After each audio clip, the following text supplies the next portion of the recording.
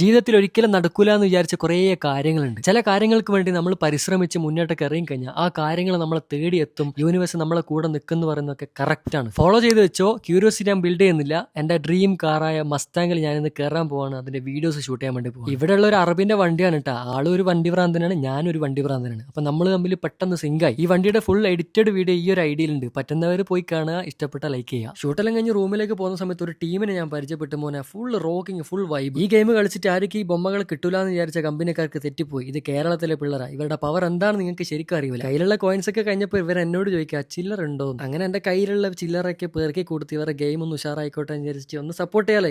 ഏത് മുഡ് ഒരു ബൊമ്മ കുട്ടി എനിക്ക് തരുമെന്ന് ചോദിച്ചോക്കും. ഈ പെണ്ണ് പറയാ കുറച്ച് ഉണ്ട് തരാം, നമുക്ക് നോക്കിയിട്ട് തരാം, ഓക്കെ സെറ്റ് എന്നൊക്കെ പറഞ്ഞ് എന്നെ പറ്റിച്ച്. എന്നാലും ചുമ്മാ തമാശക്ക് ഞാൻ കുറച്ച് വെയിറ്റ് ചെയ്തിട്ടാ. മെഷീന് പിടിക്കാത്തോണ്ടാണെന്നറിയില്ല, മെഷീൻ കുലുക്കിയിട്ട് ലാസ്റ്റ് ആ സാധനത്തിന് പുറത്തിടണ്ടാവും. ഓരോ ബൊമ്മനെ കിട്ടുമ്പോൾ ഇവർക്ക് മറ്റേ അവാർഡ് കിട്ടിയ മാതിരി എന്താ സന്തോഷം എന്നറിയാം. ഞാനാണെങ്കിൽ ഒരു ബൊമ്മനെ കിട്ടുമെന്ന് വിചാരിച്ചതിനെ കാത്തിരിക്കുകയാണ്.